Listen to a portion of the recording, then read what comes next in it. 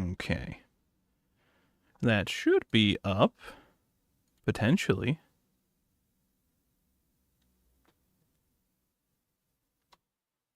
We'll do a little ping. We do a little pinging.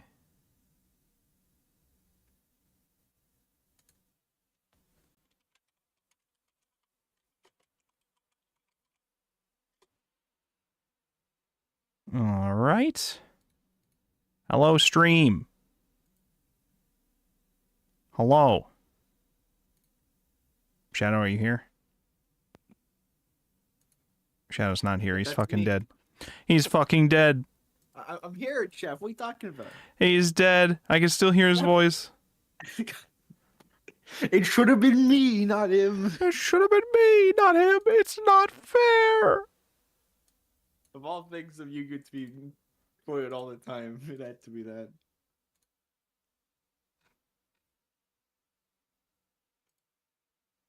All right. So if I'm understanding correctly, Nyan will not be here. And we could probably assume Turndale will also not be here. So it's me, you, and Ari again? Yep, pretty much. I'm gonna give a little spoiler here. That might be what ends up happening for the rest of Umineko, probably. Look, Nine said they'll try to catch up. Listen, I believe they will try. It's a lot of reading, though. And they have a whole bunch of other stuff to deal with. So, you know. They canceled, like, all streams for the weekend. So, you know, that gives them, like, a good couple hours to work with. That's a lot of hours to procrastinate on the reading. I'm just saying. Yeah, Chef. I'm just saying, I would look at that, be like, yo, for free? For free? I get to leave the reading for that whole week? For free? I'm just saying. That's how I would look at it. I don't know. Is the Twitch up?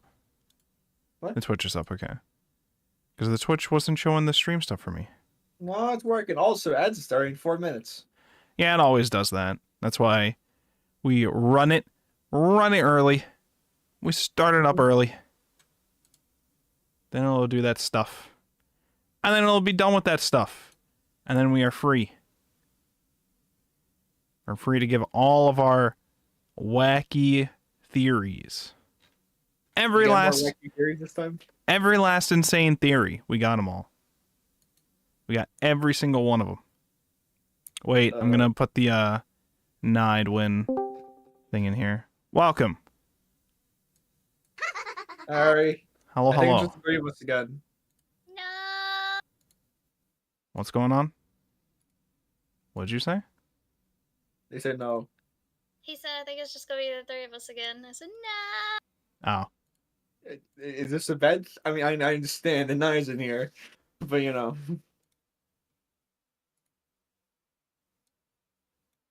Well, Ari's just here like, I need more people to play the Beatrice laugh track at when they give their theories and lose their minds. That's it? That's all you see us for, Ari? I mean, pretty much, she's a witch right now. She's in witch mode. And so is Battler, so... Listen, he's dealing with stuff, okay? He's also allegedly possessed by Kinzo, as Shep said last time. That's my going theory. That's my going theory. Which is very funny to me. A game theory. A gay theory. I mean, that too. Wait, what?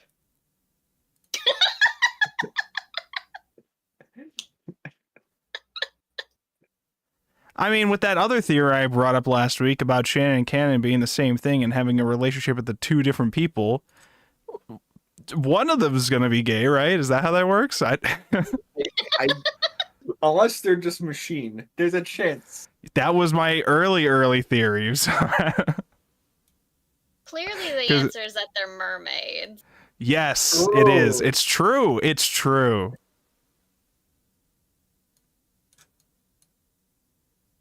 The Nidewin is not big enough. I gotta make it bigger. Why was the Nidewin again? Oh, I see. I get it now. There we go. Nah, I'd win. Still can't believe we found Did you Battle put up my Royale. edit? Yeah. You would know if you had the stream open. I'm just saying. Yeah. I'm just You would saying, know. if this stream had viewers, you know, I don't know. What do you mean? I'm there. I count as a person, right? You gotta have my stream open on No, all your platforms. furniture. On all platforms, okay? We're on the YouTubes, the Twitches, and the Kicks. You gotta have them up on all screens like 5 times, okay? So squeeze down those windows, all right? And then you gotta open up your phone. You gotta pull them up on that too. Then you gotta get your mom's Apple smartwatch. You gotta pull it up on that too. Then you gotta buy some bot viewers for me. You gotta send those over. Don't tell me. And then, you know, that's what a real fan would do, I think. Honestly. Sorry, why am I furniture again, Ari? Well, if you're not a witch, I think you're either witch or furniture. That's just how that works. that's how it works, Chef. It seems like it. What about the humans? What about them? Nah, because they all die. So I don't see how this disqualifies me as being not being able to be a human. Oh, did it break? what do you mean? Did it break? Okay, now we're good. My internet's been funny for the last couple weeks. Fix it. Make it make sense. Make it make sense, Shadow. How do we make something make Solve sense? Umineko right now. Okay, so it was murder people the whole time. I know, crazy, right? Yeah, obviously, we all knew that. I mean, duh. But how did the mermaids do the sealed rooms? Mermaid magic. Ah, witches are bullshit, but mermaids, yeah, there we go. Yeah, see, you understand it? You're picking up what I'm pointing down? Yeah, we're talking about those sweet fish back in the epitaph, okay? They were saying up the whole time. See, it's true. It's true.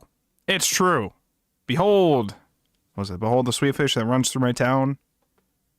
Some shit like that. River. Oh. River. Specifically a sweetfish river. Uh-huh. Uh-huh. That's what a witch would say. So-called battler. I mean, it sounds like the sweet fish is also running through it if it's in the river. But I don't know. You know, maybe I don't understand the mechanics of how that works. What the fuck are you guys even talking about? What did it sound like we're talking about? What do you think of me? We're talking about sweet fish. We're talking about We gotta- rivers. We're talking over semantics. The epitaph, Shadow. You have to solve the epitaph. It's very important. I already solved it. It was the mermaid. I don't think you've actually solved it. I think you've solved it, but you haven't solved it. Also, How I do thought the last one you had to solve the epitaph. You're supposed to have already solved it. They already solved it in the story. Yeah, twice. So Don't worry. You might see it again. We might. Might. Everything in life is up to might. Up to chance. Who's this might person we keep talking about? Hello? Did it break? no, it didn't break. We just don't know how to respond to that. How do you want us to respond to that? I don't know. Try. You think we You're can? the one that's... We can't continue the bit when the bit is who's this person named Might? I don't even understand what this bit where this bit is going we anymore. can't continue the bit when it's always a question. What do we do with that? I don't know, man. You guys are smart. You can solve it. This is already Yeah, solvable, Battler. okay? You're supposed to already have solved it. Shadow gave one throwaway line. We should know all the answers already. Simply become the next successor. We got a nice Zepar and Fur omnibus cover here. Yeah. And then you post a photo of them in streetwear, right? Yeah, at the end of Volume 4. Yep. I'd never seen it. Well, I probably had, but it looks good. But you forgot it. For gore. Zepar in the layered skirt, kind of looking like Jessica's, and then Fur in, I guess shorts? It's hard to tell with the lack of colors. Maybe it's a. I guess those things down there, like. I guess it's like a cutoff skirt. I wouldn't know. You're supposed to know. This is a solvable one now. Jeff, I don't know fashion. I'm a bachelor fashion. Fashion is solvable at this point in the Umineko, okay? It probably is. Truly. I just don't care enough. Without love, it cannot be exactly, seen. exactly, okay? You just don't see it. You don't got the love. You can't see it. Because I am a heartless machine. I understand. It happens. Lanor. It happens. Yeah. I You have a to- sword, though. You have to capitalize in bold the last word of all of your sentences. That sounds like such an inconvenience, though. That means you have to like scream the last word awkwardly. Jeff, I have one mode of speaking. It's go. Yeah, well, why don't you fix it? Make it make sense. Sorry, Jeff. I'm trying my best there. All right, let me make sure audio levels are okay here. I think you should be fine. And you will bump up a tiny bit. And like we said before, Nia Bacon will not be here. And I haven't heard shit from Turando, so Turando's probably not going to be here. So, seems like we're it for this week. So I'm ready I'm ready to get going. Are you two ready to get going? Yeah. All right, Let let me me try. finish this last cracker real quick. Wow. Take your time. Okay, I'm good.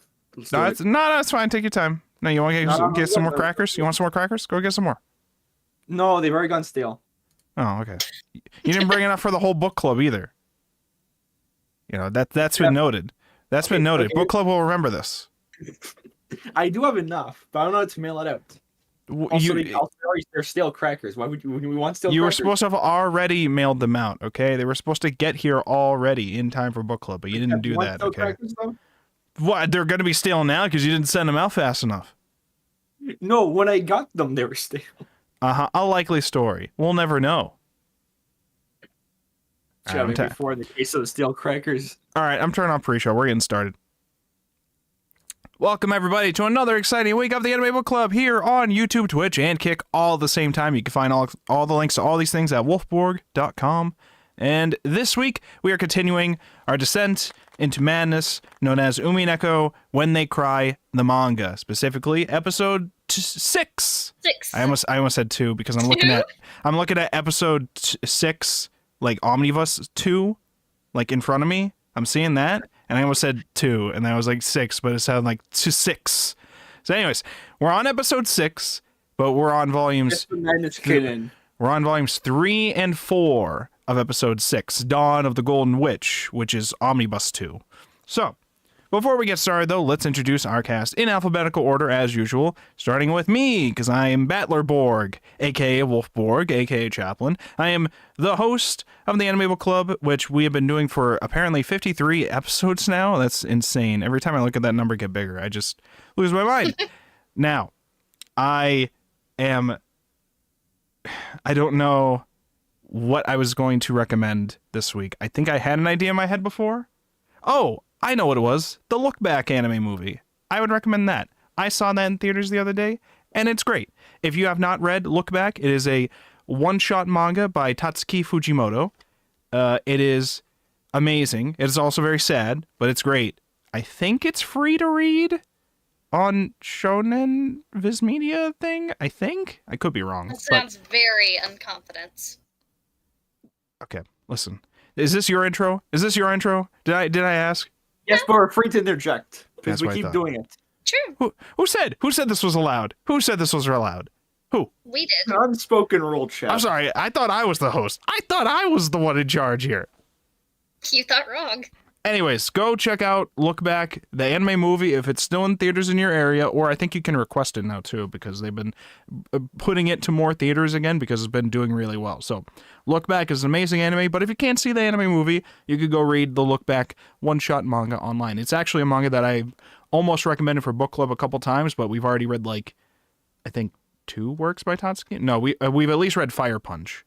But I forget if I had a thought about putting a vote another Tatsuki Fujimoto thing. But anyways, go check that out. If you're a fan of Fire Punch or Chainsaw Man, go check out Look Back. It's a very different kind of story than those, but it's also it's Tatsuki Fujimura, so it's good. So that's me. Next up, we have Shadow Man. Introduce yourself. I am Shadow. I don't know what to recommend this time, honestly. I thought you were gonna Great say intro. do you have any upcoming streams that you're doing? No, they've all been canceled. Amazing. Woo!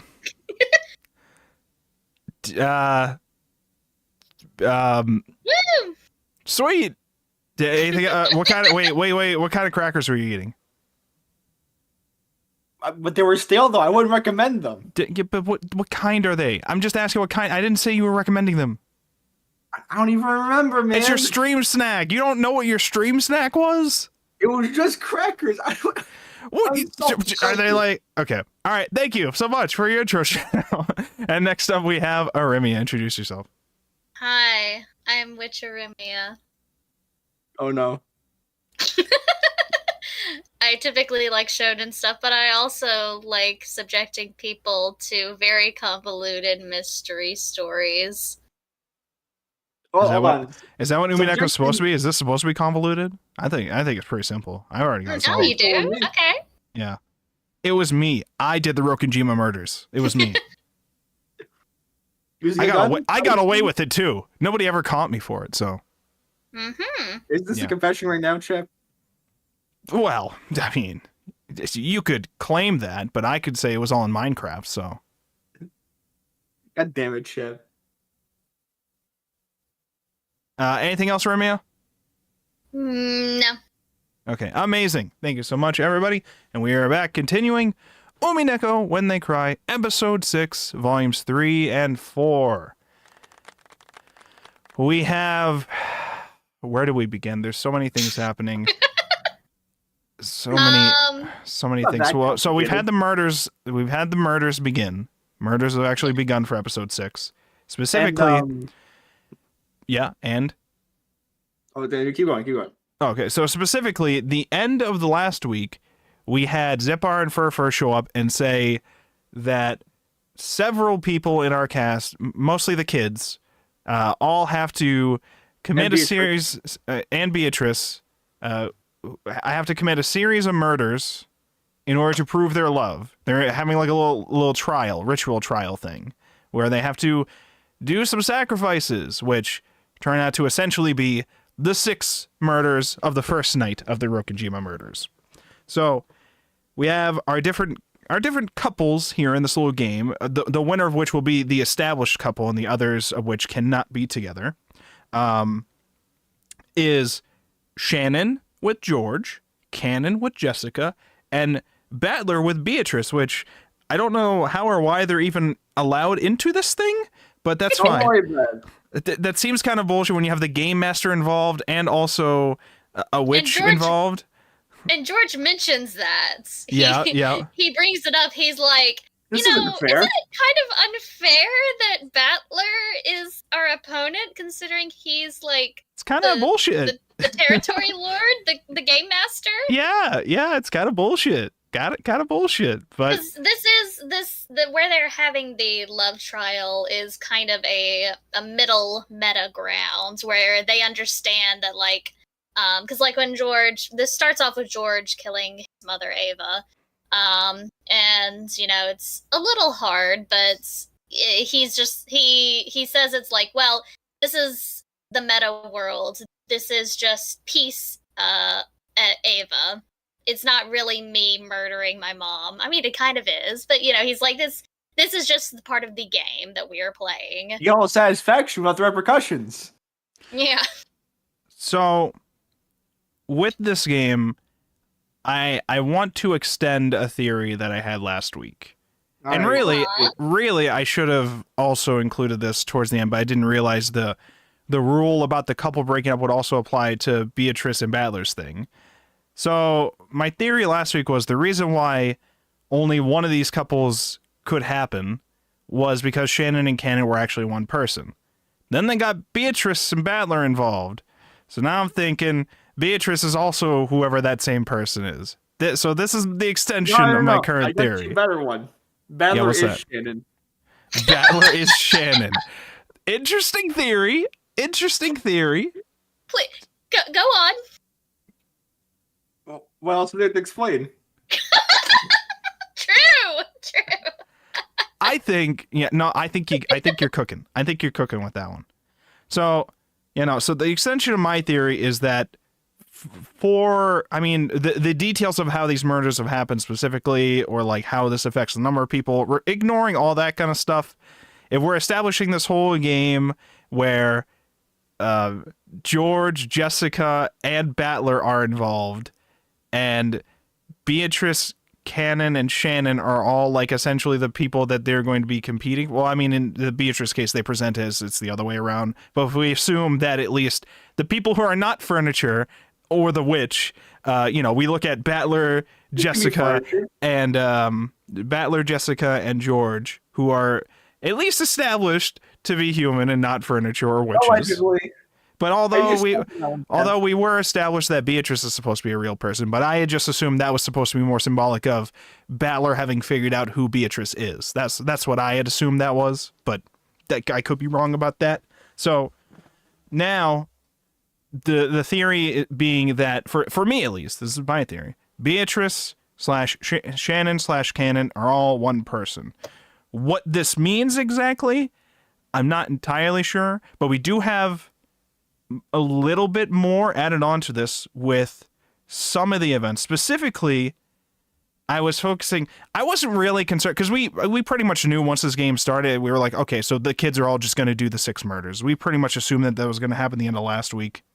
And this is how it was presented to us this week, at least. So I wasn't really surprised when George and Jessica and Shannon and Cannon are getting involved with like the murders or whatever. Battler and Beatrice were a different thing. I didn't know what they were going to be doing with that. I didn't know if maybe Beatrice is not going to be able to go through with it or something like that. Turns out she does try to go through with it, trying to kill Natsuhi. The reason being that she believes that Natsuhi, the baby that Natsuhi had, the mystery baby that was given to her, that was not actually her child, that she had seen fall off a cliff with one of the servants, was allegedly Battler. That's what she believed, and that's why she was trying to justify killing Natsuhi for doing that to Battler. The implications of which, if it is true, would, I guess, mean Kinzo... I don't understand how this works. It's just funny to think about that. The idea would be Kinzo gave a baby to... Kinzo gave a baby to Natsuhi, said, you will just pretend this is your child because you could not give birth. Then kid falls off the cliff with a servant. She doesn't look into or see the body, probably. Then that's Battler. And then Kinzo just immediately gave that baby to, like, Rudolph. And I was like, all right, pretend this is your child now. You could just, I want you to marry Asumu instead of Kirie or whatever. Or, I just want you to get married to Asumu. So let's just have you pretend this is your child. Because we do have the confirmation early on that Asumu is not Battler's actual mother. Now, at the time, this was, to us, the reader, or at least us, the book club members, this was obviously not an actual problem at the time because Battler was scared because he was like, that means I'm not actually Battler. I'm an imposter. I replaced the real Battler. I'm not an Ushiromiya. And it's like, no, Battler, Asuma was not the reason why you're an Ushiromiya. Okay, Rudolph was always the reason why you would have been an Ushiromiya. But I don't think we actually got confirmation about whether or not Rudolph's actually his father. I don't think that was ever a thing that was actually established. So, for all we know, Rudolph might not actually be his father. And so, if it is a weird case where this child has been handed off, Battler, if this is even true, if this is a case where Battler has been handed off to, like, 2 different members of the family, and Kinzo has told them to just pretend it's their child, I have to assume that it's not just because it's some random orphan child that's not related to Ushiromiya's. I have to assume it's because it's probably a child that is somehow related to Kinzo, probably from some kind of affair. That's my assumption if we're recycling a kid twice here for this thing. Recycling a kid? because he's like, let me just give this kid to Natsu. He can just pretend he's a part of the family. He is technically a part of the family, but she doesn't know that. I don't need to tell the details of that. Then it falls off the cliff, and then he's like, okay, well, I can't give him back to her because she's just gonna do that shit again. So let's just give him to Rudolph. Okay, Rudolph, we can trust Rudolph, right? we can trust Rudolph to not throw this kid off the cliff. These are the ideas that are going through my head with this. Hold up, can we? Listen. Rudolph. Listen, is he a known baby killer? Has he been established as that? I thought he was just a heartbreaker. That's what it was established to me, at least. Well, so is Nazi. That's true. Broke that heart on the cliff. That's true. That's so kind of heartbreaker. Yes, very different. Now, I was also trying to think towards like the well, I don't even know where my mind was going with this, but at some point during this, I was trying to think of the whole like Beatrice, supposedly Rosa seeing Beatrice die from falling. Was it off a cliff, or I know it was like on rocks, but I think it was like it was shown to us like they were climbing the side of like an area and then fell onto rocks. Yeah, it was off a cliff because they were trying to descend the cliff side. I think that was a point in my head towards if I was assuming the baby was bad. Like Shiromiya's and adjacents and fall damage. I think that was a point in my head towards the idea of if Battler was the baby who fell off the cliff, and we also saw a scene where Beatrice fell off the cliff. Maybe that means Battler really is Beatrice, but no. The real theory in my head, right now is that it could be. It's not impossible. No. Beatrice lived. All right. If Battler could survive as a baby, Beatrice definitely can. Because how dead is a doorknob? We gotta break this down. We gotta analyze this. We might. So no, but yeah, the main theory that I'm at least think that I'm like cooking the most on is the whole Shannon and Cannon are at least one person. Whether or not Beatrice is also the same person remains to be seen. But I feel like the fact that they're all involved in this game probably hints towards it. And we did also last week see the hints that Shannon might have had a thing for Battler in the past, because we also talked about the potential theory that the sin or whatever might be related to like how Shannon might have had a crush on Battler before, and then Battler disappeared for years and then came back. And, I don't know. Right now I'm still sus on Shannon as a whole. But it could be a whole collective thing or whatever. But again, I don't know how that plays with all the human number counts and all that kind of bullshit. But technically, they're not humans. A whole bunch of things. Okay, there's a whole bunch of things. But that's just one of the murders. One of the murders was we see Beatrice attempt to kill Natsuhi. Natsuhi is repelling her with a mirror, which Beatrice is like, how is this even possible? It didn't seem like the other anti-magic stuff affected me, but the mirror does. And it's probably like a whole like self-reflection type thing or whatever. I didn't know if that's what it was supposed to be symbolic of or whatever, but the key point there was that Beatrice did not fully have the strength to kill Natsuhi in the end. So Battler showed up and helped her by summoning Pride. Was that he summoned one of the Sisters of Purgatory. Kyrie's thing was like envy. I think it was Pride because of the mirror. Of Pride. Yeah, I think because I think I remembered it because she showed up and she was like, oh, such a pity because she had to destroy a mirror. And she made a joke about how, like, but that's, after all, I'm Pride or whatever. It was like the thing, like a mirror and like Pride or whatever. Like I assumed it was a bit about that. So I remembered that. It was a comedy. It was a whole ass comedy. So that was that murder. And then prior to that, because they were like, I think the last one to do a murder, I think. Oh, wait, hold on. One more thing I'd like to mention about Nazi. Yeah. When Beatrice mentioned the baby, she was like, "What the fuck are you talking about?"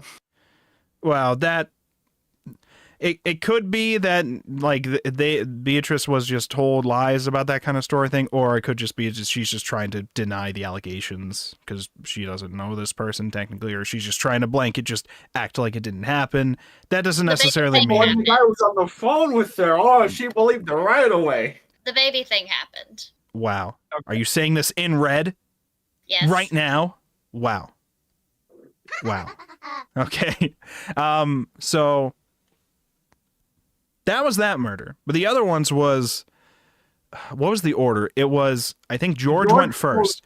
George went first with Ava, then Jessica and Kirie, then Bito and Natsuhi, and then Cannon and Rosa, Shannon and Maria, and then Battler with himself.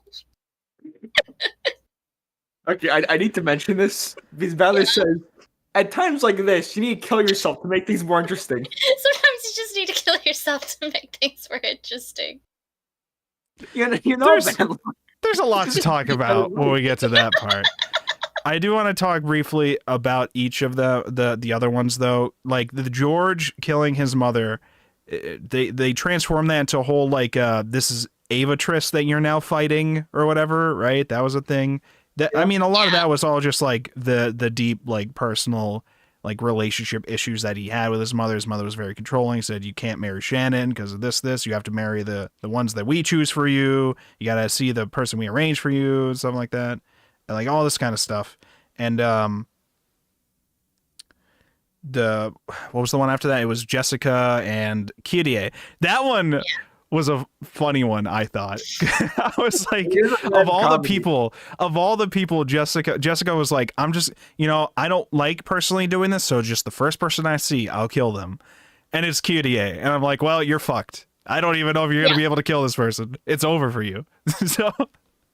So Jessica sees Kirie, was like, oh my god, she's defenseless, and then like she immediately notices her, and then they talk for a while, and Jessica clearly makes up a lie that Kirie catches, and she flips over the chessboard. It's crazy. I haven't seen that since. They're talking a lot in detail about fighting. Jessica's vaguely describing how she has to do something in order to be with the person she has a crush on, and Kirie is saying like, yeah, no, every woman should want to at least kill someone once in their life for the sake of love, and was just talking about all her past related to Rudolph. And if I'm understanding right, her past was Rudolph was attracting a whole bunch of women all the fucking time, pretty much. He's a rich womanizer, so yeah, but. She specifically was interested in him and was unique from the other ones in that she was also useful to him as a business partner, and she figured that would help her be stand apart from all of them, and can also use that to her advantage in the like social games against all these women that go after Rudolph, where like she could be like, we'll just make it so that Rudolph never actually hangs out with this other chick again, things to that effect. But at some point, she got a little arrogant in her position and let Asumu get too close to her. This is how she phrases it, at least. She let herself get a little too arrogant, just assumed letting Asumu get too close to Rudolph would not actually affect their relationship. She would be able to easily handle her later on. But she describes Asumu as one of the most conniving, I guess, because she's faking a lot of her like defenseless vulnerabilities as a woman or whatever. Was that how it was described? It was something to the effect of she's the opposite of Kirie, because Kirie is presenting herself as very useful, like independent and able to like assist Rudolph, whereas Asumu was the kind of type where she makes Rudolph want to be protective of her or like be with her more often, or something to that effect. And so Kirie was like, okay, I'm pregnant though, so once this child is born, I'll have effectively won this race. But her child was born stillborn, and then Asumu had her child. So effectively, Kirie lost the battle just through sheer fact of Asumu having a child first that they were able to do, and then they had to get married. So that's essentially the details with that. And I think that was a pretty interesting side of Kirie we got to see in terms of that. There's more though. There was more. What was the more that you wanted? Side of Kirie? Yeah, I thought it was interesting. I thought it was because we've known. Okay, you have very different tastes. Okay, that's fine. That's fine for you. All right. Okay, we're gonna sit here acting like crazy women aren't amazing in all stories. Is that what we're gonna pretend here? Okay, we know I'm right. Why are you booing me? Why are you booing me? I'm right. Okay, but no, what I'm getting at here is that Kyrie is a very intelligent character since the beginning, but we only really sometimes get glances at how like her like being really intelligent is like for nefarious like manipulation kind of reasons. We only really get glimpses of that at times, and here we get a view at how she has utilized this a lot, specifically in terms of how crazy she can get for Rudolph specifically. And you know, it's to the point where it'll show us that she is more than willing, like all the kids are now in this little game we got going on here, to commit murder in order to know that she will be with Rudolph, which, as you do. I don't know if that's supposed to hint towards that's how Asumu eventually dies, but we're told, at least by Kyrie, that she planned to kill Asumu, but was not able to because she died in a different way before she could. I don't remember if it was established how she died, but the point is, Kyrie missed her chance to kill her, but sounded like she was ready to do it. She was about to do it, but Asuma died anyway. So essentially, Asuma's fate was already sealed, but Kyrie didn't get to do it. According to Kyrie. Yeah. She didn't get to do it. So, whatever we're supposed to believe about all this backstory, though, is, you know, with all these interactions, it's kind of, because the assumption would be you're learning the backstories of these characters, but also it's through these fantastical fights or like scenes that are probably not happening as we're seeing them. So whether or not some of these are true is a whole different thing, I guess. But for some of these, you can kind of make the assumption that the information being shown about this is, you know, maybe in some ways it's skewed in perspective slightly, but we're probably not being told like false, like specific events that have happened. Like Kyrie probably did feel a huge, massive jealousy to Asumu to the point of where she wanted to kill her, and the information about like how she saw herself as a business partner and Asumu presented herself as more vulnerable, like that was probably also true. You know, things like that. And then Kyrie locks herself in a room to prevent Jessica from entering the room. Otherwise, it would break the sealed room, and therefore they could not commit the murder in the way that you're supposed to with magic, I guess. Like, people could figure it out, I guess, I think was supposed to be the idea. If you break into this room, you break the seal, and therefore people will figure out that it was you who committed the murders. Meanwhile, there's a phone in here, I think. Was that her that said there's a phone in here? So I'll just phone the others and then tell them to come here and that you're trying to kill me. Was that her or was that somebody else? Yeah, that was her. No, sir. So she locks her. Oh, she was able to bring up Envy as her little friend there, Kyrie. Mm-hmm. Because she's like, yeah, me and Envy, we go way back, okay, all these years. And then she's like, well, I'm in a nightmare situation, so clearly, if I'm in a nightmare, I can conjure up nightmarish allies. Yeah. Now, I have to bring up my favorite panel in the middle of this fight, okay, that they're doing. I know. Jessica's busting out math to figure out why she can't win against Kyrie right now. Okay, hold on. It's a whole fucking... Okay, you understand. We're busting out the fucking math equations. I see. My Iron Fist travels at 1,225 kilometers an hour at the speed of sound, and I spent about 2 years of envy to gain that speed. 365 times 2 times 24 equals 17,520 hours. No, that envy only came after talking to Shannon about 3 days a week for an hour afterward. 17,520 times 3 over 7 times what?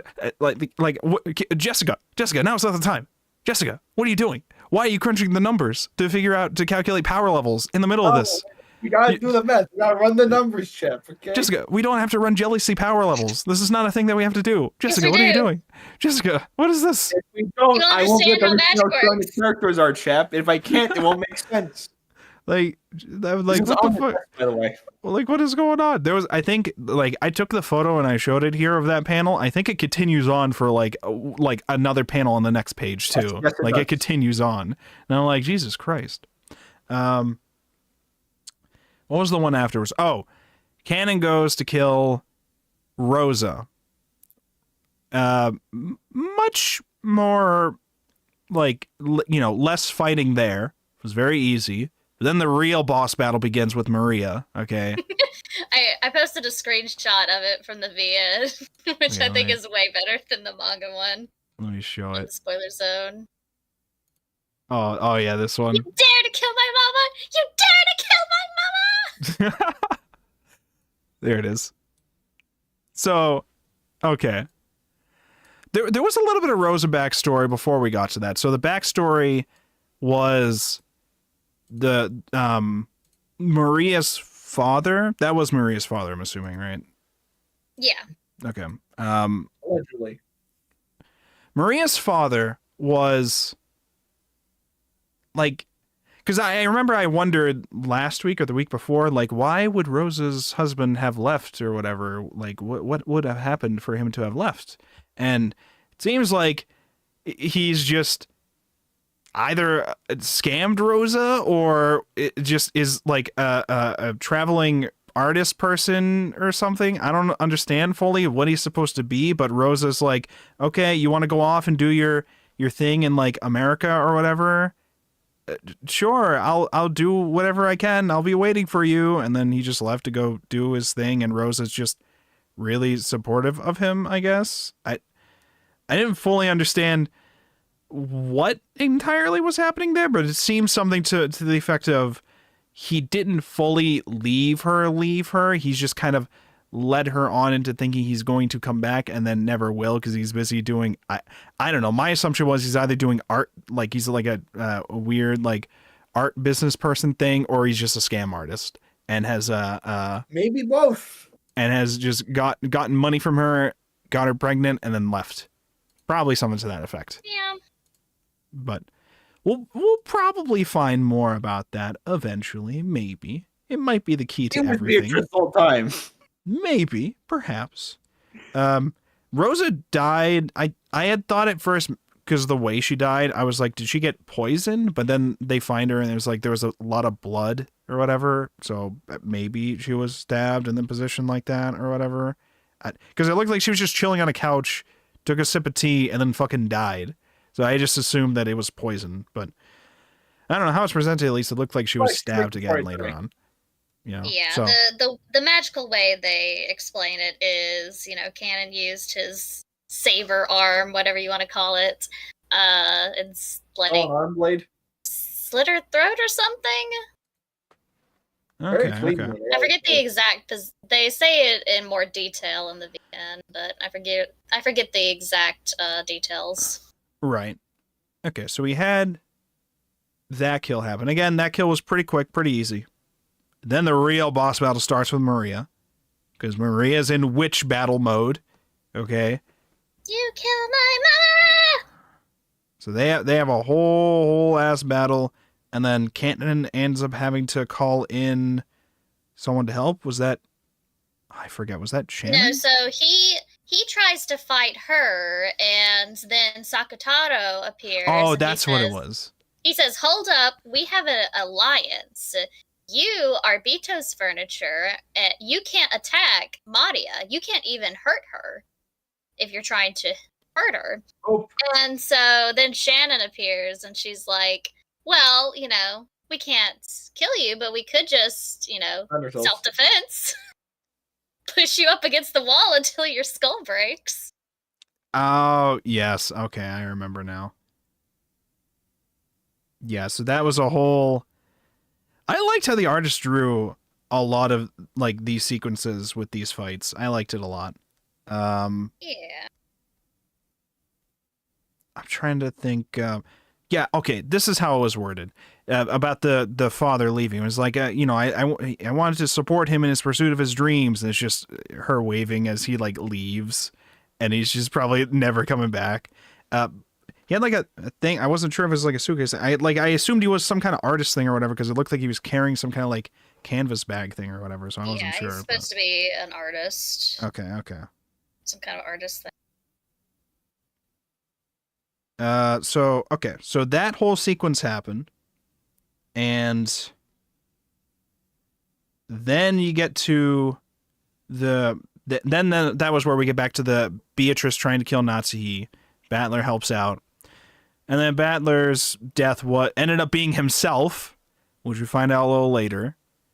Don't fully understand how that works, but it seems to be the implication is Battler probably did not actually die or some shit like that. Because I'm still... Later on, we can talk about that because we find out more when Erica starts investigating things. Speaking of Erica, we got backstory for Erica, which is not something I expected us to have happen. I am starting to suspect that Erica is supposed to be representative of another character within the story at this point, and not just a new character that has been introduced. Because we're getting into crazy detail about her past with a cheating, like, relationship. She's, like, talking to Delanor about how she was in a relationship, and she started to believe that her partner was cheating on her, and started to look for evidence of this, but no matter how much evidence she found, their partner would not admit it, and would just keep saying that it didn't happen, and then, like, kept shitting on her, and then eventually it ended. But Erica essentially drew herself crazy by, like, trying to look into it and fixating on it or whatever. And I'm trying to think, like, I don't know if... Because the important thing to notice about this episode is that Erica is essentially... She is the detective in a sense, but she's not, because she does not actually have the detective's privileges anymore. So a lot of the things that she was able to do before and can be assumed of the detective role are no longer necessarily the case. She cannot... Well, the first big thing is Battler has made it so that her tape doesn't work. That's a huge fucking thing. Her tape that was sealing the rooms and, like, made it, like, very easy for her to deduce what was happening with these things. That doesn't work anymore. I call bullshit on that. That's the one thing I was about to be like, bro, we could do that as the game master. We could just say, hey, territory lord. He's not really a witch. They kind of skirt over, like, what his actual abilities are aside from he's territory lord. He can control all the game pieces, but, you know, he can control anything that happens on Rokkenjima to an extent, which includes the tape. I guess it's just okay. The tape just doesn't work anymore. It's just not sticky enough. It's like, what are you talking about? What do you mean? What is happening here? So supposedly the tape just doesn't work anymore, which is an excuse for us to say, all right, you're not going to be knowing that much detail about these rooms or whatever. Okay, all right, can't be scurrying around everywhere, putting tape everywhere. Which, in a way, I think it's bullshit. But also, I do like that we've nerfed that, because that seemed very overpowered, given the point of this, these various murder mysteries. It seems very overpowered if you are a witch who is trying to... Because they establish a rule, and they make it pretty clear here. We've already assumed this earlier, but they've established it and made it pretty clear here. The point of these games is that they are to set up murders that could have been possible by a real person, but they are set up and presented in a way that it is near impossible to prove that an actual person did it. And therefore you have to assume that it's magic, because you cannot figure out the concrete way that a person could have done this. That's essentially the point of it. It's to make it so that the person you're playing against can't solve it, but it is solvable still. So you can't do some bullshit like, it can't actually be a witch magic thing that causes an impossible thing to happen and has logical errors involved with it. Like, if you say a person was not able to do the murders and was not in that room because they were actually over here and teleported all the way over there in an instant, but they're not actually physically capable of doing that. Like, you can't do that and then also end up being the answer was this person actually did kill them or something like that, if, like, they weren't able to actually be there. So... Right. So it's the reason, though, for that specifically is because that's the game that they're playing. Yes. Yep. That's the rules that Beto set out, because it's not a game if one side can't win. Exactly. And so the only way for the human side to be able to win is if the witch side constructs a game a set of scenes, if you will, that could be possibly done without magic. Yep. That And is the entire premise of these games. Yes. So when I look back to the fact that Erica is just putting tape everywhere to know at all times what has and hasn't been opened, I'm like, that's kind of unfair in the other direction now with this. Like, you're getting a little too crazy when it comes to this, to the point where it's not a fun game anymore, I think is the point. Like, you know, if you're just doing all that, if you're just going to tape up every single thing, so you just will know instantly, like, okay, it's only possible for this thing to have been opened, and so therefore if I logically trace it back to where everybody was at the time, it has to be this person. It's like, well, then there's no real point to that to a certain extent, because like you're not really I mean, it's also kind of a tricky thing on their end too that they talk about, where it's like, on the one hand, it can make it a little too easy for us to figure some of these things out, but also it can make it very easy for the witches to trick us into believing that we have like sealed ourselves into a room where like a murder has been committed in there, but it seems like it was impossible for it to be opened in the first place, so how could it have been done there? And things to that extent. So I do, yeah. But Erica's also, like, that's her personality, you know? Right.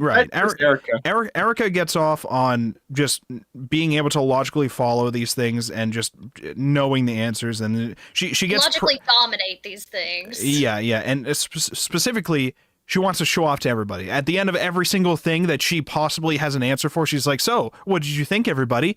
Did you like my deductions?" Like she's trying to show off to everybody. She's trying to like, I don't know, prove herself or whatever. Yeah. But the main thing that's established to us with the whole backstory about her relationship is that with some cases, you know, especially when it comes to relationship with cheating or whatever, that can really fuck with people, because you can have all this evidence for it, but you may not ever actually know the truth of the matter. And so that can drive a lot of people crazy, because they might have all the evidence in the world, but if they don't know for sure, we don't have red truth, as they keep bringing up. Humans do not have the red truth. So unless you can physically see the act happening yourself, or like have some other thing to prove definitively that it happened, because they make a whole deal of the fact that because Erica does not have the detective privilege, everything, even if she gets all the evidence, could lead to a thing being 99% true, perhaps. But that 1% is still there. That 1% is still there. And so you don't necessarily know for sure if the thing that you're claiming to be the truth is actually the truth, because there's always a chance that it's not for whatever reason. So it seemed like it's like a lingering thing. The way that she's become now was a lingering thing from that kind of situation, has grown to her being like, I will never let any kind of mystery be unsolvable to me again. I will go to the most extreme lengths to be able to solve something definitively. I will have traps and evidence set up ahead of the case even happening. And then after it's happened, I will be examining everything thoroughly. But here, it's not just the tape that's been taken away. The other rules that comes with being a detective have also been taken away. She cannot command control over the scene of the crime, so she can't be compelling people like Nanjo to tell her the correct autopsies of the bodies. She does not know definitively whether or not the bodies are actually dead or not. That was a whole big thing. She doesn't actually know from the examination she's done on these bodies whether or not any of them may have been playing dead or in a state of like near death but not actually dead, which is an important fact later on that we get into. And when I think about all that stuff, and the fact that she's also trying to manipulate some of the survivors with facts that she knows are clearly not true at this point, but she's doing it to manipulate them so she can have control over some of the scenes and investigate freely, because now she has to play us more so like a regular human than a detective. So she has to manipulate the people involved so that she can get the information she needs. I'm also wondering myself now if the detective rule about the detective not being the culprit even applies to her anymore. I'm wondering if it's going to be the twist here. I'm looking at too. Yeah. You're cooking when I'm cooking too. Where like this, but also she's controlled by like meta Erica, so I'm not sure if you could even like pin it on her. I'm just here like, okay, we seem to be establishing it so that, you know, even Battler's dead, and right now it's trying to lead towards the idea that Battler's potentially not actually dead and he's roaming around or whatever, because now we have a letter and a whole thing. But it could also be, when we read the next volumes, it's going to be like, actually, Battler is actually still dead. He's not running around or whatever. And then I'm just going to conclude that the real twist is that Erica was somehow the killer in this episode. That's going to be my conclusion. But I don't know how or why that would be okay, given the point of the games so far. If Battler's goal with this game is to show definitively how much he has understood the real mysteries of this, and then we make Erica the killer, I don't know what that means. I don't know what that means. Because, I mean, at this point, it would mean that Erica is probably representative of some other character. Like an actual character related to either the family or like I don't know, a weird similar case where she's actually one of the people that we've already known. I was thinking to myself for a while, I had a moment, because we had when they all find the bodies, they find the bodies of all the women. They specifically make a point of all of our wives are killed, and also Battler, all of our wives, and also Battler, who is also a wife, as we've said. So all the wives have been killed, and they make it a point of saying like, this has only happened, like, Goda supposedly, when all the kids went off to the guest house, Goda locked up everything where the adults were. What was it, like the main house of the mansion or whatever? Supposedly locked up everything. And then went to go bring the adults beverages, and then the murders happened in that time frame. Supposedly. Somebody got in. Because otherwise, if Goda was where he's supposed to be, there's like a signal or alarm that will let him know when the front door has been opened. So the front door has somehow been opened, because by the time we find the bodies and start like examining things, the front door has been unlocked, and we're not sure how. And Goda supposedly was talking with the adults and hanging out with them and bringing them drinks at the time. And they make a whole big deal of, if only there was one more servant at the time. And I was thinking to myself, where's Kumasawa been? And I was trying to think to myself for a moment, was Kumasawa in this episode? And then they mentioned later on that Kumasawa was like in the guest house or whatever. I was thinking to myself for a while, though. I was like, we're making a big point of being like, if only there was one other servant. And I'm like, I don't see Kumasawa anywhere. Why are we not mentioning Kumasawa right now? That was a thing that went into my head. But also, I was just like, I haven't seen Kumasawa. I don't remember if I saw her last week either. But, yeah. So She's been laying low this episode. It's because Kumasawa is Erica the whole time. I've always known. Step aside, Virgilia. So, okay. Erica's got something I wanted to bring up, but I forget now. Was it about Erica or about the adults?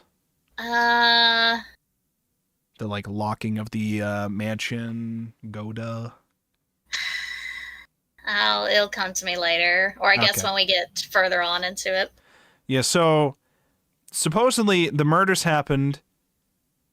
Most of the kids were in the guest house. In reality, as we're shown, they're doing the murders. Whether or not all of them actually did the murders, but like it's shown to us at least that the kids supposedly did all the murders. But they're supposed to have been in the guest house the whole time. So when the place is all locked up, somehow Battler and Maria have re-entered into the main house, even though they were supposedly in the guest house. Battler was found dead in one of the beds in there. Maria was found in the same room as Rosa, but like dead by the door, I think, or a wall or something like that. Yeah, against the wall. And then everybody else is pretty much where they were, I think. So, yeah, I don't think they've said the locations quite yet, but they probably will later. Ava was in the VIP guest room. Yep. Kirie, I think, was in Krause's room, along with... Krause's study. Yes. Study, yeah. I think Battler was in the same room as her. Maria and Rosa were in the kind of lounge area that they're in. Natsuhi was in her own room. And is that 6? Battler, Kirie, Rosa, Maria, Eva, Natsuhiya. Ari's got to start saying other people that have died that we're not supposed to know have died yet. No, I tried to get to 6 for the first night. That's how I remember it all. Yeah, okay, but where was Kinzo found, okay? Where is Kinzo? True. I hear he's still alive and roaming around, healthy as ever. He could live to be 102. I don't even know how old he is now. How old is he? How old is he supposed to be now? I know. Well, fake fan. Fought in World War II, so... Okay, all right. Oh, he's old. Okay. Well, I mean, this is 86. I think they say that, like, he came to be the head of the Ishinomiya family in, like, after a earthquake in the 20s. Okay. So he would have been, like, and by that time he would have already been, like, either a teen or a young adult. I think a young adult. So he's probably about, like, 70, 80, 90, yeah. 120. Like Grandpa, 150. I think he's the real eternal witch, okay? I think he's like 5 million years old, and I think he's still alive, roaming in his study, screaming for Beatrice. Yeah. That's what my golden truth says. Beatrice. So, what was Delanor doing? Delanor was like, Delanor can't use her certain abilities of hers because Etika does not have the detective privilege anymore, right? Yeah, so she can't dismiss claims with Nox's rules. Right. Okay. So that's another handicap that she has in terms of like There's quite a few of them. meta fights, I guess. Yeah. But she also tries to impose handicaps on. I mean, this is a handicap that she has imposed upon herself. I mean, the tape was already something that was denied to her, but she had like a meta discussion with Battler, and I think Burncastle and Land Delta were also there, where she's saying that the last match, okay, it was a tie, but it should not have been a tie. So in my view, that was essentially a loss, or at least in Burncastle's view, it was essentially a loss. All these advantages. So essentially, Erica wants to really prove herself. So she says, "Okay, we're gonna remove my detective's privilege. I will solve this entirely. When I win, your witch's illusion is gone forever, and if you win, I will repeat." She'll be thrown into a terrible world. Like yeah, I think it was worded as like you'll be trapped in your failed arguments forever or something like that. Yeah. So essentially going to debate loser hell. Okay, this is what you get for losing the debate. You just get mocked on Twitter for all eternity for that one. True. I think a lot of bad TikToks made of you. So that was essentially a thing that she brought up. They agreed. And so she's been playing this on hard mode. Doing pretty good at it. But again, also makes me think. And now, so I was worried I was trying to think to myself. I was like, okay, if Erica somehow can be the culprit now, how does this work in terms of how these games are designed? Do they have to determine who gets killed before the thing begins and how they're killed? But as we're shown later on in this volume, that does not necessarily have to be the case if you are the game master. The game master can adjust facts later on his end of things, as long as they do not cause any logical contradictions with anything else that's already been established. Yeah, as long as it all still works as what has currently been established, it does not have to be pre-established with how you were planning the game. So you can make these adjustments on the fly as long as they still match up consistently in the end. And this was brought up specifically when Erica is walking around and finds a letter that nobody supposedly should have been able to leave behind, but she has things. I rewind a bit and talk about how she got to that point though. When they find the bodies, and Erica is trying to think to herself, how am I supposed to properly control the scenes and be free to investigate? She immediately manipulates several people, which she has been confirmed, were not involved with the killings. She has been told by Battler in red that Kraus, Rudolph, Hideyoshi, and Genji? Who was the other one? Who was the fourth one? There was a fourth one. Possibly Genji. It might have been Genji. Or, oh no, I think it was Goda. I think. I don't remember. But all I know is the main three that were manipulated were Kraus, Hideyoshi, and Rudolph. They were all manipulated. Specifically, Erika gets Rudolph and Hideyoshi alone with her for a moment. And then she says, hey, I think the servants all did this. Because all these rooms, so specifically all the rooms they're in are sealed rooms because they had the chains on them. The chains were all on all the doors. And so her logic with this for them is that the servants must have done it because they have master keys, but if you were not the servants who did it, you would have left the chains off the doors because it would make them the most suspicious, and therefore because it makes it look like it's impossible for them to do it, they must have done it, or some kind of logic like that. She's trying to word it in a way to them to where it's like, yeah, if the servants had done it, they would definitely do that to make it look like they didn't do it. So it must mean that that's them. But Erika already knows that they couldn't have done it. She's just manipulating them with like trying to sound like she is able to solve this and that she could be trusted to solve this. So she convinces them that it must have been the servants that were involved. And so that the way they're going to do this is they're going to have all the surviving people, specifically all the servants, separated into two different rooms, each with one of the people guarding the people in there with a gun, just watching them all. So Hideyoshi's going to be in one room with a gun, Rudolph's going to be in another room with a gun, and then everybody's going to be locked up in those ones. And Erika is free to investigate because she has essentially locked them all up, said watch them all, don't let them out, don't let them do anything. If they do anything, start blasting. And then Erika's just roaming around free. Erika's roaming around free because everybody's locked up or dead. But then she finds a letter, sealed letter, written for Erika, which says that Battler's body has been moved. And now she's going into argument mode with Battler, trying to establish that the only person who could have left this letter is Battler, and that Battler must not have actually died. That's what she's trying to set up. But she's trying to set this up with 3 pieces of tape that she was granted because Battler's a dumb idiot. Because Battler's a dumb idiot and was tricked. Okay, I got takes. Okay, you got But takes. go What are your on. takes? Okay.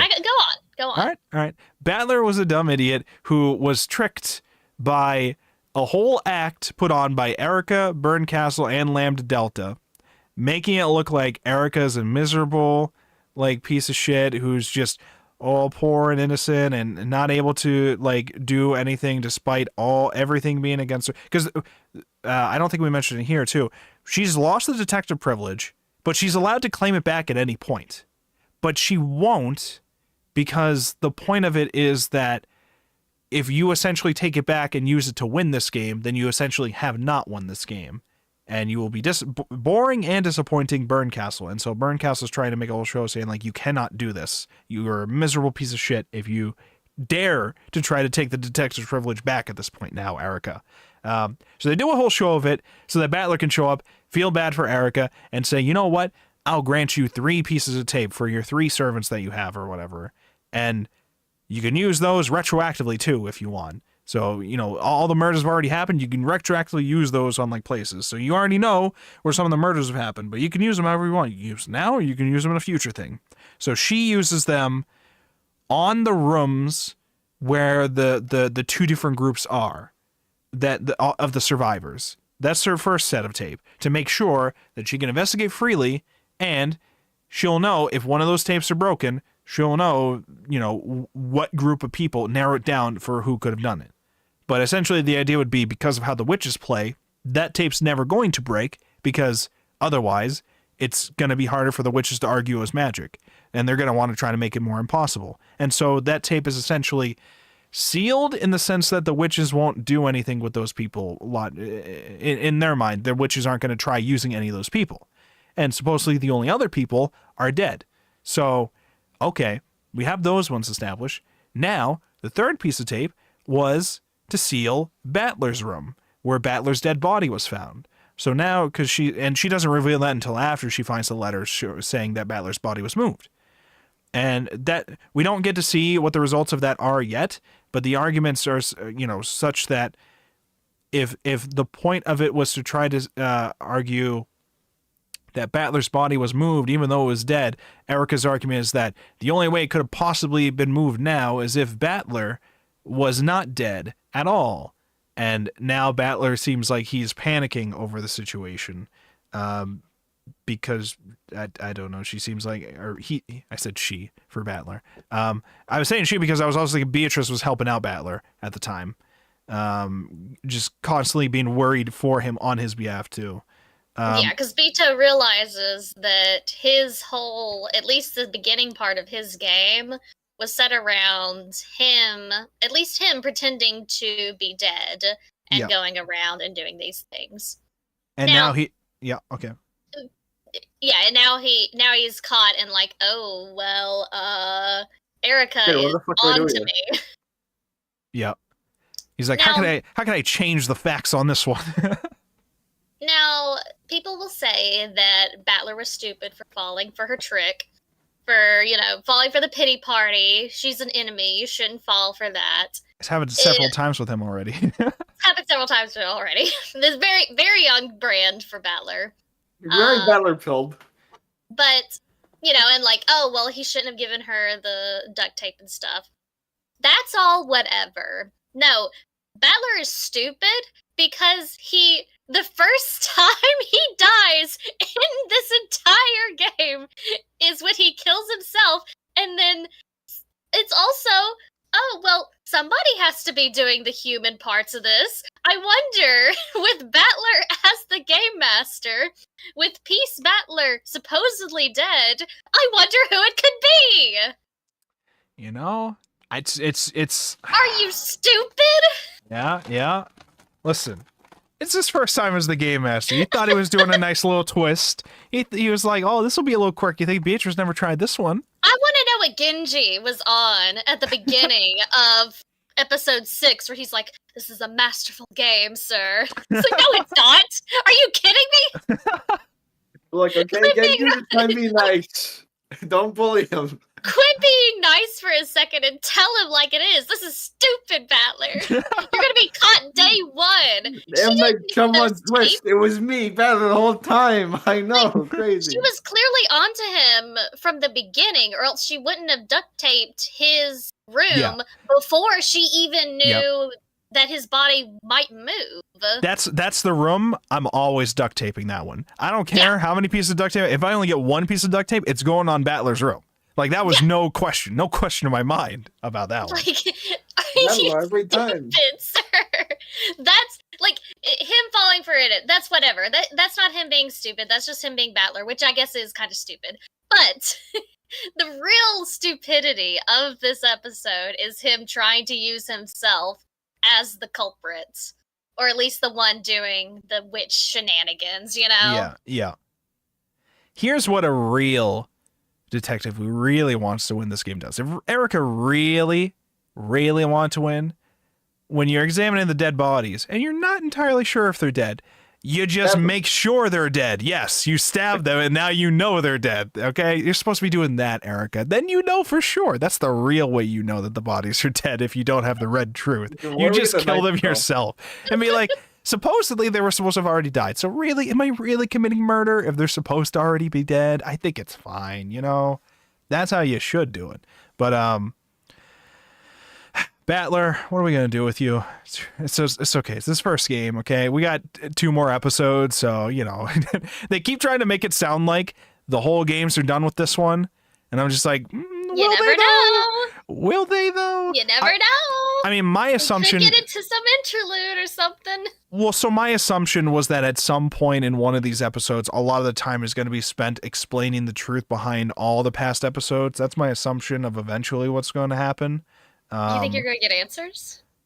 In the the answers answers arc? That'd be Jeff, insane. sorry. That would No be answers here. wild. That would be I wild. have heard, because I never finished episode 8 of the manga. I have heard that goes more in depth than the VN does for answering some stuff. So that'll be interesting to see. Right. But the yeah. VN at least does not give you full answers for Oh shit. some parts, like Figure how the it out. murders in first few episodes were committed. That's not Just- in the VN. Just figure it out. I am interested in how some of these sealed rooms are established. Like this one is specifically trying to be like, this episode is trying to say all these sealed rooms are sealed because of the chains on the door. There was no mechanism. We had a whole argument with Delanor trying to get Battler to acknowledge definitions that they are presenting, like it's a court case trying to argue legal definitions of things. And he's like, okay, it's the doors have the chains on them. It was not through the influence of somebody outside of the door activating a mechanism to establish a lock from outside of it and things like that. They're establishing all these rules for how it's specifically sealed. The killer is not inside of the room when it was unsealed, meaning it wasn't like the killer did the act, then hid in the room, and then when people came in there, they slipped out of the room. That didn't happen either. And so, in some cases of those, you have to wonder whether or not it was sealed as they died by them for whatever reason, or if they didn't kill themselves. At least I think we were established that they did not die through suicide or accidental death. So the other important thing though was the specific logical thing that they tried to establish later on. Once they sealed people in the rooms, we had a very specific way of phrasing things to try to get Battler to repeat red text, which is very important in the whole Battler trapping himself with how he set up the game. And it was, how was it worded? It was all the people who are the survivors are in the, Everyone is in the other room. Yes, yeah. So they specifically listed the names of the people. This person's dead, this person's dead, this person's dead, this person... Oh, no. She didn't even say the stats. She's like, okay, of the people who were supposedly dead, okay, you don't have to confirm their statuses or anything, but they are still within the rooms where we found them, correct? And Battler says, I acknowledge that. And then they go, okay, one of the rooms has this person, this person, this person, this person, this person in it. And Battler says, I acknowledge. And then everyone else is in that other room. And Battler says, well, I don't know if I can say that. I don't know if I should say that. And then they have a whole thing where it's like, oh, why don't you want to say that, Battler? Could it be because... Is there Pekin or something? Why did we come up with that name? We had Mysterious Person X before, and we're like, Pikachu or whatever. Like, what is going on? Is Pikachu on this island with us? And it wasn't just one time it was brought. They kept bringing up that long ass fucking joke name over and over and over again. They're an Battler's integral super serious, character, like, okay? If I could God. say this and put It's like a dark, What do you mysterious mean? figure for him now in this game. I'm like, what is happening? So now he's trapped himself because, like, I forget where did he acknowledge that in the end? He did. Okay. So now he can't have a mysterious person, X, Maru, Pikachu, or whatever, in the game. So now it has to only be these characters that was established or some weird definitional game into how you define the people. I don't know if it's going to end up being something stupid like, oh, well, technically speaking, these two people had a title instead of a name or whatever. I don't know, but... Puru Picomon. Oh, okay. So... No, if we escape from this everyone phrase now, Erica may use this as proof and wriggle out everything using Puru Picomon as the culprit. This is the cliffhanger. This is the cliffhanger that we had for this week. The epic cliffhanger was all about Puru Picomon. Puru Picomon. They're important, Chef. Okay, he's an integral character. You are being mean. If I don't don't destroy stand for the existence of this ridiculously named Puru Picomon now, the existence of the witch can be explained away by him. Meanwhile, you're just cutting back to Anjay going, Battler, what are you, stupid? What do you do that for? What did you do that for, Battler? Battler, you bucker. Meanwhile, the person who wrote the fanfic she's reading is just like, yeah, you like my work, don't you? Because she keeps getting absorbed in it and forgetting that she's reading it or whatever. She's like, man, my brother's so fucking stupid. Why would he be doing that? Yeah, so we essentially end the events of this week with that cliffhanger of how's Battler gonna ass pull his way out of this one, having not fully thought out the real way to do this. Because I mean, it is interesting because he's trying to do this whole game to prove that he has, figured out all the secrets, and trying to prove that by being able to be a witch to establish this kind of stuff. But it doesn't feel like it feels like it's probably hinting at a lot of key important details. But it also feels like asshole from Battler. Well, see, the way I take it is like the game that he has designed is a message to Beto that he understands who she is, what all of this is about. And then Erica just kind of ruins things as she does. It happens often. Because now he can't use himself as the whatever you want to call him, the puppet master, whatever person pretending to be the witch.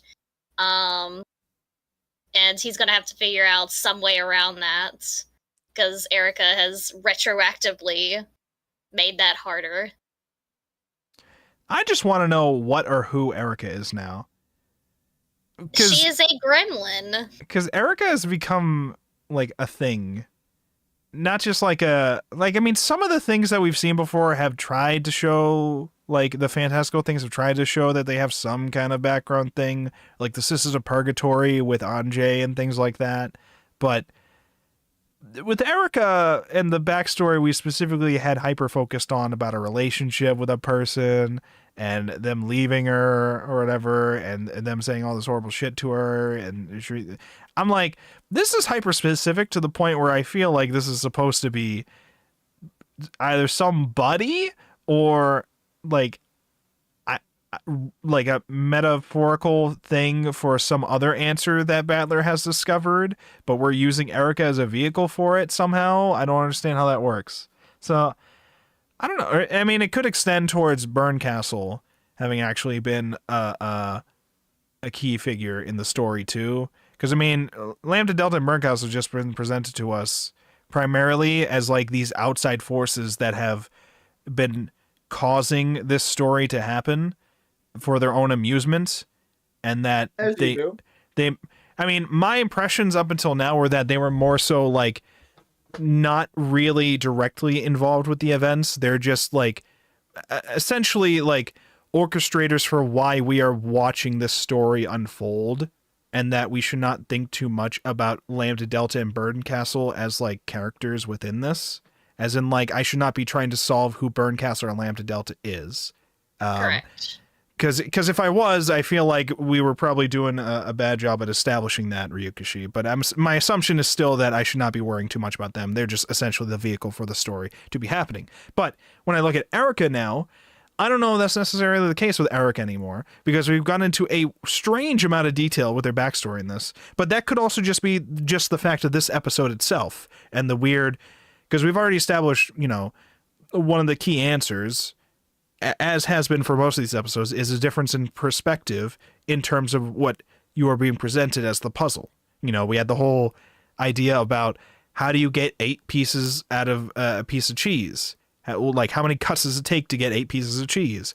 But then it becomes like, okay, well, do you imagine it as a slice of cheese or a block of cheese? And like when I look at Erica in this episode, in the past episodes, we were told she's a detective character who's like essentially just a pawn of Burncastle. But with this episode, where especially she does not have the detective privilege, that might not be the case anymore, or maybe it was never the case, or something to that effect. I don't know, but I'm getting sus about whatever the fuck Erica is anymore. I do still like Erica as a character. Andy does not, probably. Probably would not at all. be liking the rant she's going into about her past, probably, despite how heartbreaking it probably is. You know, I mean, Well, what would Andy hate more, the Erica backstory or Chick Beto? oh god, she probably would not at all like Chick Beto. Oh god. Yeah, no. Andy would just be here like, I just want crazy Beto back, probably. Be like Battler at the beginning. I don't like want your Battler. fucking cookies. I don't want your cookies. You're not the real Beatrice. Get out of here. Did I post? Oh, let me post this screenshot. Let's see here. Here it is. Spoiler zone. Okay. Oh, shit, I put this on the wrong screen. I gotta drag it over to this tab, so I can drag it over to this tab, so I can drag it over to OBS, so I can do this Skill thing. issue. There's a lot of dragging going on, okay?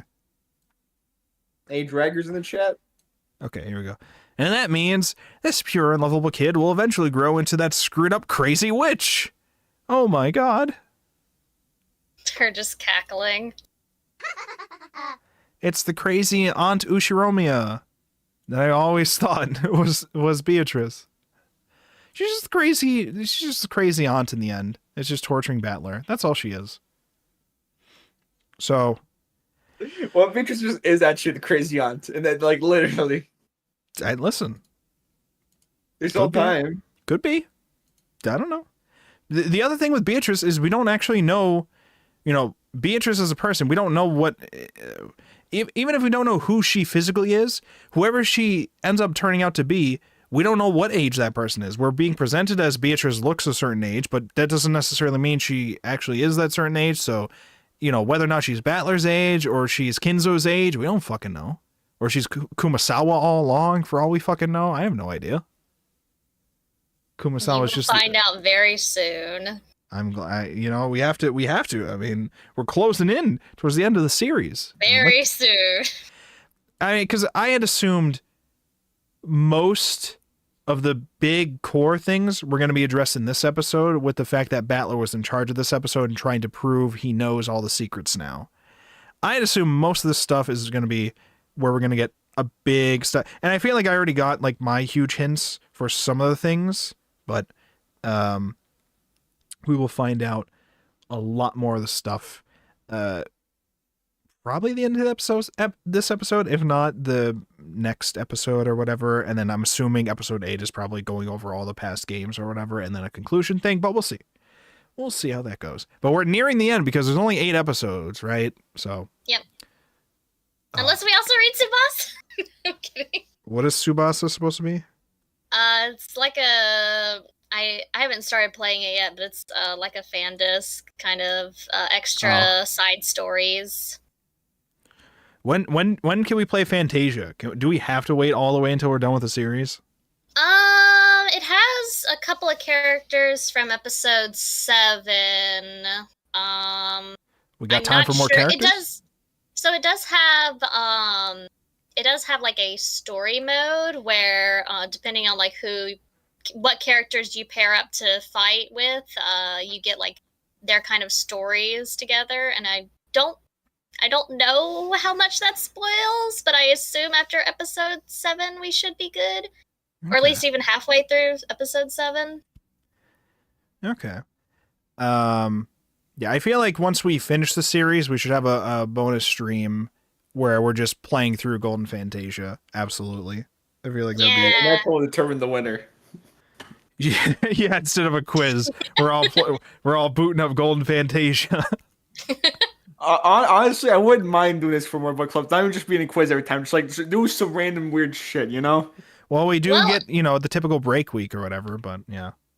A lot of older manga and stuff have random tie-in games, so...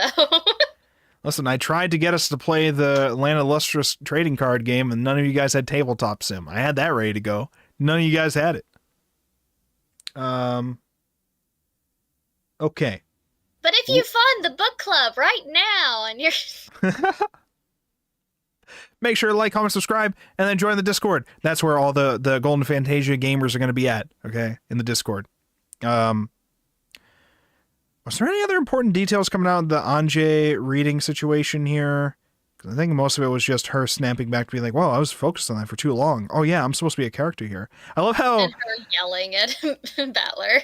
I love how she was like, I just had a obvious revelation about this, okay, about how all the stuff about the trial of love nonsense, clearly the writer's main theme was love. Really, Andre? Yeah. Really? This Really? is and, You and don't I love say. Bungo Stray Dogs just being like, wow, I never noticed. Like, what? I Like, think you're that was doing him being the best, okay? facetious or something. I hope so. Because she's just like, I have figured it all out. The answer is, quote, love, quote. Yeah, okay, wow, that's a very bold assertion. Slow clap.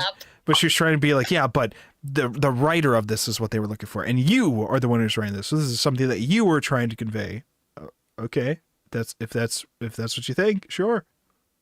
Basically, she was trying to get at, like, that is Featherine's, Hachijo, whatever you want to call her. That is Yep. her interpretation of the events of Rokenjima, is love. Because every writer has their own interpretation of things.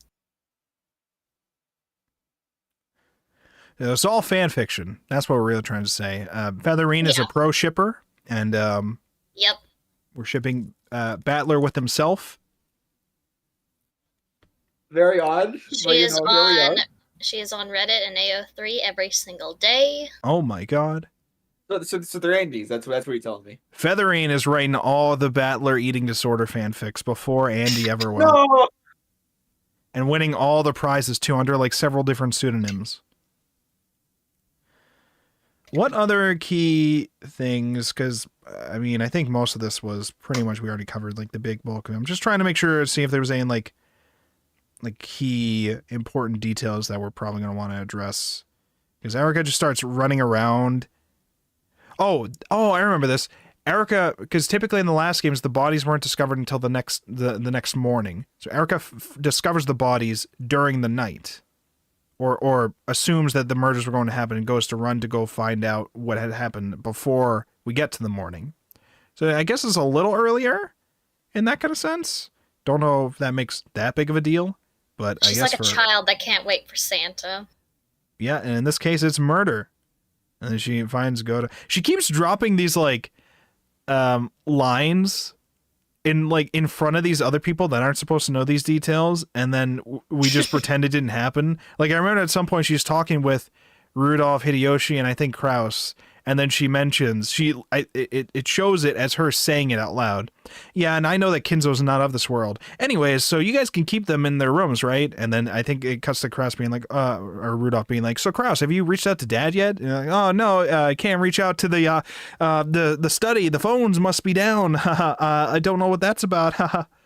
I'm sure he's safe though. There, you know, that's like a fortress. You know, he'll be fine. Yeah. He's even more safe. But like, thing on the doorknob. He's but good. we're just seeing Erica saying out loud, yeah, I know Kinzo's dead. Anyways, we'll just ignore that. And like it seemed like everybody else ignored. I mean, I had just assumed that was like either meta world Erica saying that or saying it to herself or something to that effect. But I just thought that was really funny how they showed that. It was like Erica saying, yeah, so Kinzo's dead.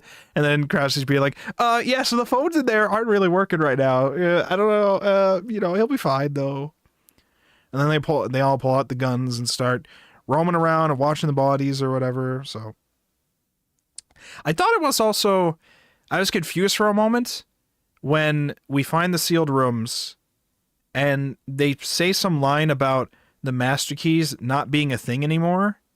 And I was like, when did that happen? And then I realized it was because of the chains on the door. Because of the chains on the door, it defeats the point of the master keys anyways. They don't, you can't use the master key to open it up if the lock is also on the inside. So, I mean, you can use it to get in, but you still have to seal it in the end. So that's where like the keys are essentially useless. So the master keys don't really factor into it. But Erica tries to use that logic to be like, well, actually, that means it was the servants, because if you're a servant and you have a master key and you want to be the killer, people would suspect you of doing the killing if, only the master lock was in the way. So all you have to do is make it look like you put the chain on, and then, but it's literally just to trick them. I don't even understand why they trust it, but it's fine. Because they're just all panicking. They're all just like, our wives are all dead. What do we do? I think they literally say that line. And they're just like freaking out. Like, if only we had one more servant watching things. If only. And then Erica's also thinking like, well, I know Goda was not involved with the murders directly, but perhaps he was an accomplice of somebody who did. And that's where I'm thinking to myself, like, well, then what the fuck do we do? Because Battler worded it as like, Hideyoshi, Goda, Kraus, and Rudolph had no connections to the murders of, the 6 victims. And I'm thinking to myself, how are we defining connections? Because, some of these people are related to these people. What does no connections mean? Like, are they not allowed to have helped somebody who did it? Could they not have accidentally helped somebody do it? How are we defining that? We didn't get into defining that. We just tried to say, they had no connection to it. Essentially, I'd assumed at the bare minimum, it was telling us that they did not do the murders themselves.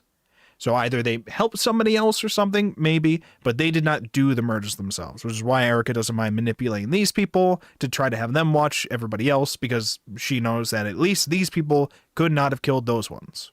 So she goes with that logic, is how I imagine it. Oh my God. There is... Luckily, it seems like it's confusing at times with like how all the details of how some of these things happen. But it's not really that confusing with how it's presented when you're reading it. It is at times when you're getting into the Delanor trying to argue legal definitions, and they're using awkward ways of phrasing things like the sealed rooms. There's no way they could have been done without. I'm like, what the fuck does that mean? What does the without mean? What do you? And then like Beatrice tries to explain it in the next panel. And I'm like, okay, I think I sort of get it. It means that they couldn't have done anything from the outside. I don't know why we have to phrase it like that, but okay. And then they're like the within and the without as like different terminologies for things. And I'm like, okay, well, that's weird ways to phrase it. I don't know if that's a translation thing or what. But it's not as confusing as when they were trying to do... It was either the trial or like one of the past episodes where they were just doing back and forth blue truth, red truth against each other. And I'm just like, what is happening here? I don't know what is happening here. There's too much blue truth. The blue truth is getting too much. I did think it was also weird that Battler is not repeating confirmed things in red. He is just saying, I acknowledge it, which I guess is allowed, but I feel like I would be saying, hey, fucker, repeat the exact thing I just said. What does you acknowledge it mean? You acknowledge I said it? It's the Chad move. That's the real trick he should pull in the end. He should say, well, technically speaking, I didn't confirm, I just said I acknowledge your statement. I acknowledge you said it. I didn't say that it was true. That's, I mean, there's a couple statements that he fully said. Erica. But a couple of them, he literally just said, I acknowledge it. And then that was like it. And I was like, are you allowed to do that? Can you just say that? Why can't you just like say the full thing? Why can't you repeat after me? Why can't you do that? I think they literally have Delanor reading a thing saying, we request that you say the following statements. And then he just says, I acknowledge it. It's like, oh, okay. All right, I guess. After playing the long game here. How do we feel about everything? What are we feeling at this point in the episode? Don't everybody jump up at once. Shadow, what are your thoughts? What are your theories? What are your ideas? I don't fucking know, man. Give me a single thought. Give me a single thought. What's one thought? I'll slap some out of you. Now come on. Just talk through some things. Sorry, what did you say? Ari? What did you like about this episode so far? Battler's goofy shit, like, him kill himself to make things exciting. I loved how he worded that, because it's just like, oh my god, they found his body. This is such a shock. And it just cuts to him being like, yeah, I just thought it'd be fun. I haven't gotten a chance to die in most of these yet. Yeah, fuck it, why not? I thought it'd be fun. I thought it'd be funny. That's words of creativity. Let me die for once. I was just like, is he just bored? He doesn't know how these games work. What is this? He's just like, yeah, I just thought I'd die. Why not? This was just a thing. I did also, okay, one of the other cliffhangers we're left at, we almost forgot about this. The trial with all the couples is still going on, because essentially they've all did their rituals, but we still have to keep going to determine which couple wins. So now we still have the 3 couples, but we're trying to, in the next step, we have to eliminate one of the couples. And it sounds like they're trying to have them determine how they want to choose to eliminate it, because they can't just do one-on-one fights because of, reasons with that related to, like, in the end, you might not have a clear winner in the end. People will probably hold back from fighting until somebody else dies. Because once one of the groups is knocked out, then you don't have to fight anymore. So people might hold back, or people might be ganging up, or people might kill each other, but then like only one half of each couple is remaining, things like that. So it sounds like they're about to do some determination themselves on how they're going to choose which one's eliminated. There's talks about whether or not they do rock, paper, scissors.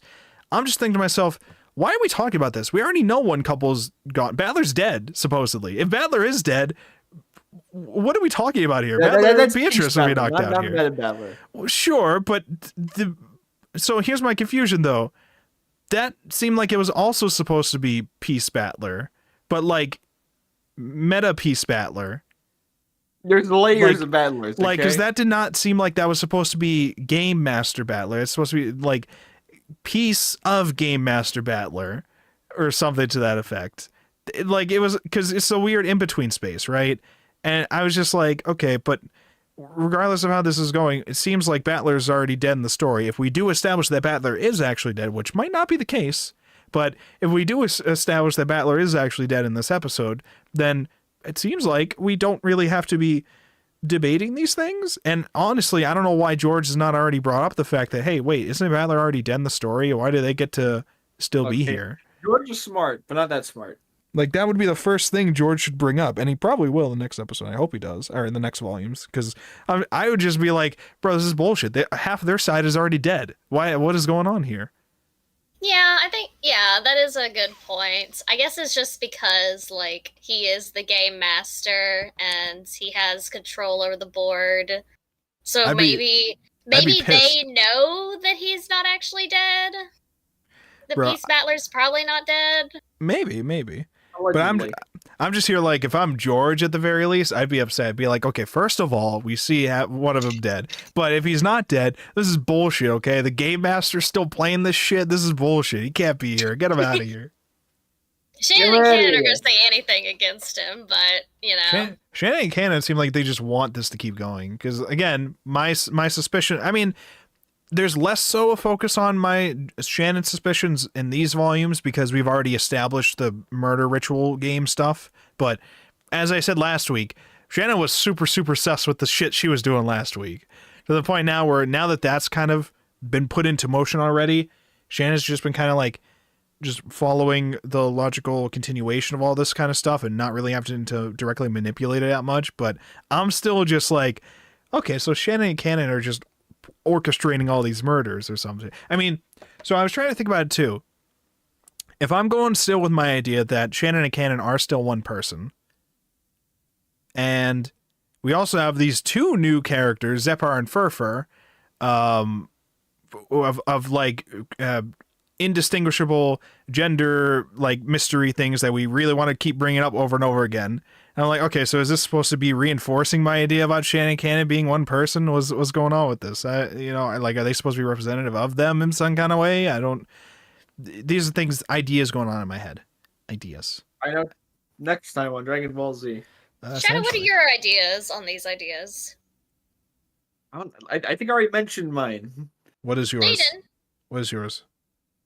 I've already forgotten, to be honest. You said that Battler is Shannon. That was your only idea. It's true. Battler is Shannon. It's funny, though. Battler is, in fact, Shannon. I've seen it. I saw it in a dream, in a vision. It came to me. So, Shadow, what did you not like about this week? I'm not sure. I kind of enjoyed most of this. How do you feel about Erica? What are your thoughts on Erica? I know Andy's thoughts on Erica. What are your thoughts on Erica? What'd you say? Shadow, what'd you say? Erica's a little fucking rat. That's what she is. Yeah. I was gonna say, is there a translation difference between Mike? Because I've seen a couple memes referring to her as the rat detective. Was there like supposed to be a reference to her being called a rat in the story at some point, or is this just what the community has called her? trying to remember if it was like a like a throwaway line. Yeah. Okay. Because, I mean, at least in my version of it, I don't think I've seen a case where she's been referred to as a rat in my translation, but I don't know. I could be wrong. Because, I mean, I can definitely see people calling her like a little rat detective thing, but I didn't know if this was like just a community decided name for her. So, all I know is my version, she just calls herself a intellectual rapist sometimes, which I feel like is a weird way to phrase it, but that's the official way too. It's on brand for the type of crazy Erica seems to be. So yeah. Okay. Bonus memes. We did not have an afterword this week. Surprisingly, we did not have an afterword from Ryukushi. Ryukushi does not want to talk to us right now. Okay, he said suffer in silence. Yeah, pretty much. The bonus memes, they continue. You're laughing. The bonus memes continue with the little like comedic recap comics. We had a couple of those told from different perspectives, which make it a little funny. I really like the little. In my version, I got one of them twice in a row, like the same one. Oh damn! So I'm looking at some of them now. Erica's trying to teach Delanor about how to tell when your partner's cheating on them. Delanor's like, I'm like 12. I don't have a partner. I am a child. Yeah, true. Then we have a whole thing about Erica finding her tape. And with all this, I can tell everything. I can figure out everything. What do you think? And then it just shows Battler all taped up. And then Beatrice seeing all that. It's like, oh, what is going on in here? There's a panel about Erica's lacy black stockings, I guess. That's one. Zepar and Furfur making the gender that's a secret kind of stuff, and what was it, Battler being like, repeat after me, Zepar is a man, and then they just run away or something like that. Continuing on with that kind of bit of, you're not going to know which one is which. The backstory stuff, there's not really much to say about the backstories themselves, the recap ones, other than they're cute and have little funny like asides. That's where you got the screen cap of Kyrie saying, you see, a woman should feel a lust for murder at least once in her life for the sake of love. And it has like a crazy ominous face, and Jessica's just like screaming. I think there was one where like Erica gets the tape and then goes to Burncast. It's like, quick, use this and tie me up more. Yeah. One of the ones in the later ones was, I think it was fledgling Beato being like, hey, Battler or Father or whatever she was calling her at the time. What are you checking out there? Oh, I'm just watching whatever Burncastle's up to. Burncastle's like stepping on Erica and calling her a useless piece of shit. And Beatrice is like, oh, why are they doing that? Why is Erica acting like she enjoys it? Is this something that is pleasurable? And then Battler's just like, to some people, I guess. And then Beatrice like was like, oh, I remember seeing a panel where that happened to you in episode 2 with the old Beatrice. Is this something you want to try, Battler? It's like, oh God, what have you done? What have you done? What have you done? I was thinking about that too, because I was scrolling Twitter and I saw you retweeting that one Umitober art, which was, what was it? It was like Beatrice with like Battler, but like a metal collar around him or some shit. Yeah. I was like, oh, it's episode 2. I see. It's a reference. What was some of the others? Oh yeah, we had Zepar and Furfur and Streetwear. I can show that on stream. Where is this one? You posted this higher up, I think. Yes, you did. Okay. Yeah, we got some afterwards from the manga artist, but it's just like, yeah, I had a fun time doing it. See you guys next volume. So it's like, those are whatever. I like reading the Ryukushi ones because he laughs at us the whole time. Yeah, he does that. Get you a man who can just laugh at you all the time. What else do we have here? More of the backstory recap things. I loved how they portrayed the Anjay scene exactly as I described it in my head, where it's just like Anji being like, "Booyah! I solved it. The writer is you, and you're trying to claim love as an important factor." And then she's just laughing. "Oh, you foolish child! How did you not know this already? And it's been a while since that was obvious." Yeah, we did the whole that stuff. Oh, there's a sequence where Erica's sleeping and having a nightmare about her ex, and Delanor's trying to wake her up, and they end up hugging in the bed or whatever. So I'm like, oh, the Yuri continues. Unlimited Yuri. What else is the? Oh yeah, the Beatrice Battler S&M bit that happened. As you what do. else here? Yeah, and then Happened more of the from recap 0 stuff. to 1 year. More of the recaps. Okay. Ari, what did you think of the volumes this week? What are your thoughts? I liked him. I still, he's still an absolute idiot for making himself be at least the main, whatever you want to call it, culprit, witch person. Murderer. It's like, shit, I can't do that now? Fuck. Like, come on, Battler. I thought I was doing a unique twist. Nobody thought of it before. Nobody thought of What using if it wasn't yourself Battler, though? as the What person. if? Well, now he has to try to make it not him, but No, what about the original plan to begin with, and he's just faking it the whole time? What if? all I gotta say is he's just lucky that he doesn't, he's not like trapped to whatever idea he had when he built the game, and then he can just change on the fly. He's lucky he has that at least. Otherwise, he would probably be already screwed. But will he go with that? that's yet to be determined. He might still keep going on with it. Yeah, Battler's definitely the killer. Yeah. Try to figure out how he did it though. I don't know. He might try to do some weird shit. We'll find out next week.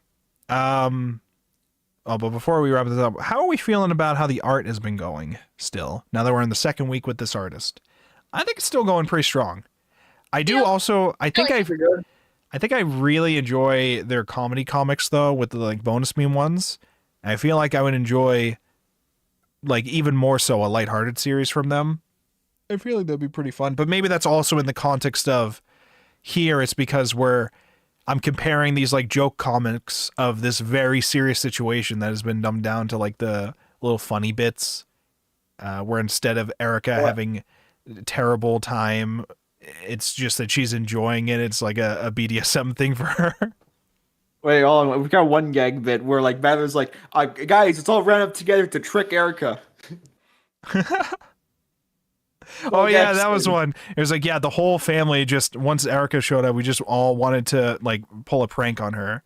And then in my head I was like, oh, so is the idea in this joke world going to be that the whole family collectively, like 6 of them locked themselves in the room and killed themselves or whatever to try to make it look like they all just died? It was a bit, I swear.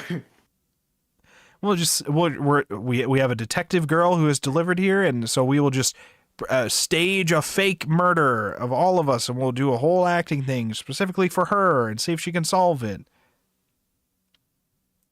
Yeah. So I think I liked. I'm trying to think whether or not I liked the Rosa backstory stuff in the sense that I'm learning a little bit more about what happened with the I don't know if they were married at all, but Maria's father there. I don't know. I was trying to think about that though, because I was like, okay, if she was just trying to support him as he went off to go try to achieve his dream in like a different country or whatever, okay. But why did we sound like she was also dating other people? Did she get tired of that and start trying to see other people? Or was she actually just going to meet up with him in some locations or something like that? Like what is happening with that specifically? That kind of thing I wasn't sure of. But also that does not yet redeem all my feelings I have towards Rosa. Yeah, and only, I was about to say, like Rosa's still done. Rosa's still done horrible shit towards Maria. Whether or not some of that stuff is like presented differently for like, she's not abandoning her just to go on dates. Something else is maybe happening. If it's something like that, okay, that doesn't excuse the very often beating of Maria and blaming her of things and tearing apart of Sakutaro. Okay, tearing. Yeah, that was all the witch. Yeah, it was not Rosa. Rosa would never do that. It was all the witch. Yeah, definitely. Okay. There was another. Oh yeah, Kyrie. I like Kyrie's stuff. I like Kyrie's stuff. I want more of Kyrie's stuff. I want more. Okay, say the thing. What's the thing? Say it. Say it. Okay.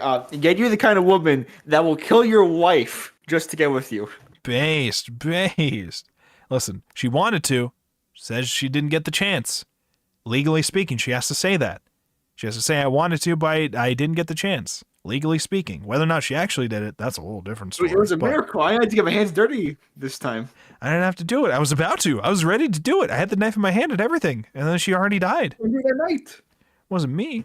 I like to imagine it was like I walked into her apartment to try to shoot her with a gun, and then she slipped when she saw my gun and then knocked her head down on the fucking counter, and then it killed her or whatever.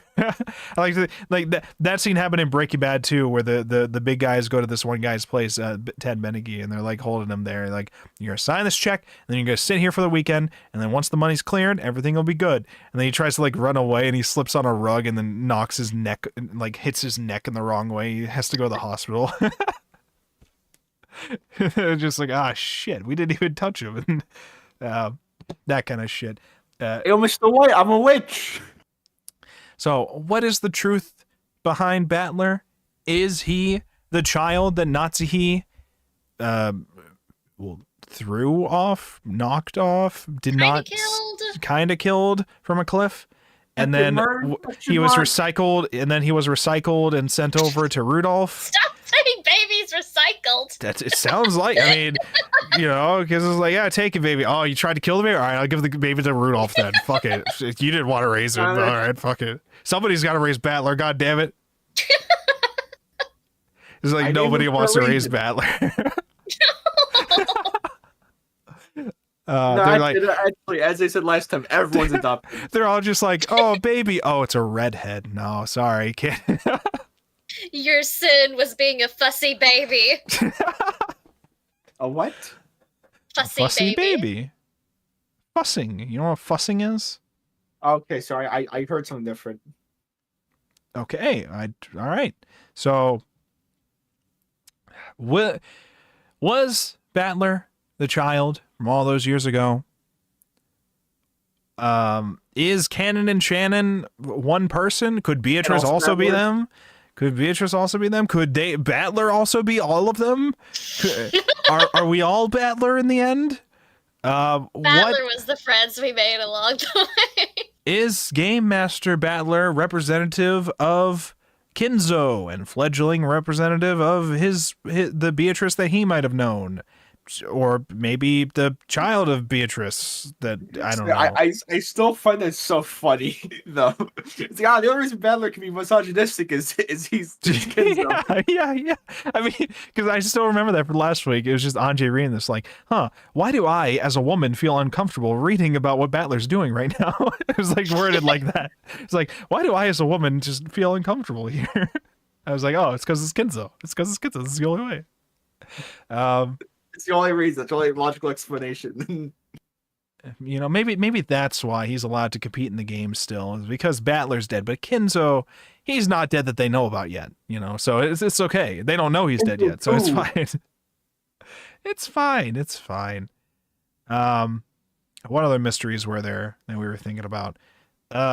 Who will be the couple that wins in the end? Will it be George, Jessica, Shannon and Cannon, Battler, Beatrice? Who's gonna make it out in the end? My money's on.